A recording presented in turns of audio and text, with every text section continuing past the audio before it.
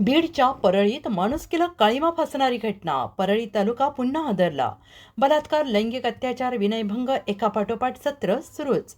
50 वर्षीय नराधमांकडून 9 वर्ष मुलीवर लैंगिक अत्याचार. सदरील घटनेमुळे परिसरात संतापाची लाट. परळीच्या धर्मापुरी गावात 9 वर्ष अल्पवयीन मुलीवर एका 50 वर्षाच्या नराधमाने मुलीला खाऊ देतो म्हणून बोलावून त्या अल्पवयीन मुलीवर लैंगिक अत्याचार केला असून कोणाला सांगितले तर जिवे मारून टाकीन म्हणून धमकी दिल्याचा प्रकार उघडकीस आला आहे. आणि त्याच मुलीवर याआधीसुद्धा लैंगिक अत्याचार त्याच नराधमाने केलेला असल्याचं मुलीने घरी येऊन आपल्या वडिलांना घडलेला सगळा प्रकार सांगितला असता वडिलांनी आणि गावातील नागरिकांनी त्या नराधमाला चांगला चोप देत पोलिसांच्या ताब्यात दिलं आहे.